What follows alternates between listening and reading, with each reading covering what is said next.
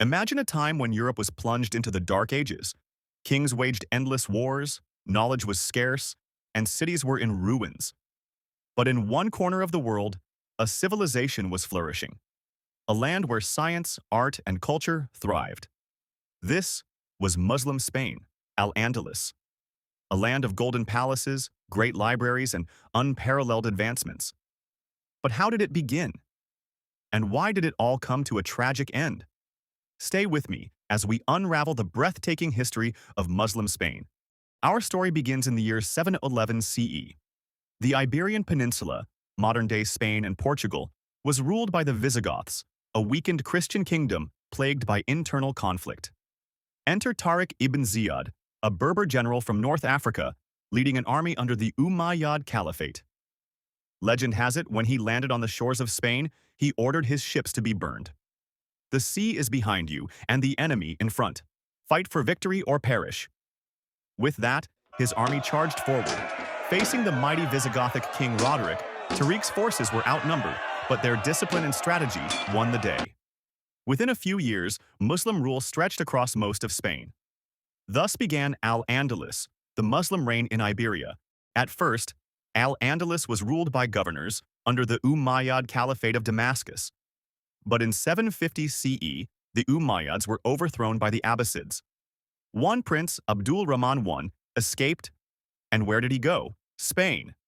He established an independent Umayyad emirate in Córdoba, which later became a caliphate under his descendants.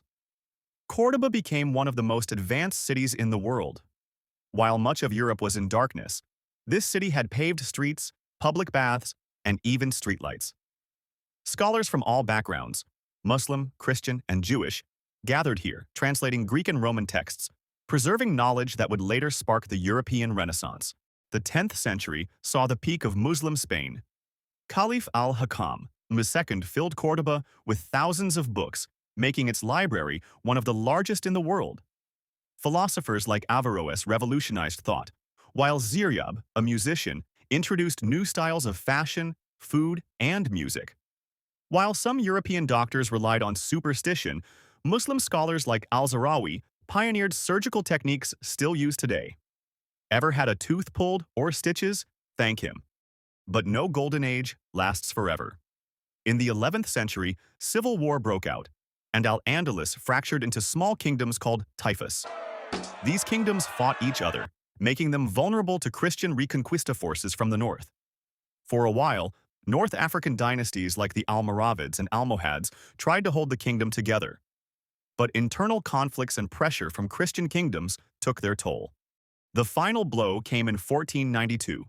The mighty Alhambra, the last beacon of Muslim rule, surrendered to King Ferdinand and Queen Isabella. With this, nearly 800 years of Muslim rule in Spain came to an end. As Boabdil, the last Muslim ruler, left, his mother famously told him, "Do not weep like a woman for what you could not defend like a man." It was the end of an era. But was it truly the end? The legacy of Al-Andalus lives on. Its influence shaped Spain's culture, language, and even its food. The knowledge preserved by its scholars helped bring Europe out of the Dark Ages and into the Renaissance. From algebra to astronomy, from architecture to medicine, Al-Andalus was a bridge between the ancient and modern worlds. The rise and fall of Al-Andalus is a reminder. Great civilizations flourish, but they must be protected from division and decay. If history has taught us anything, it's that knowledge, unity, and tolerance lead to greatness. And that, my friends, is the legacy of Muslim Spain. If you enjoyed this journey through time, don't forget to like, share, and subscribe for more amazing history.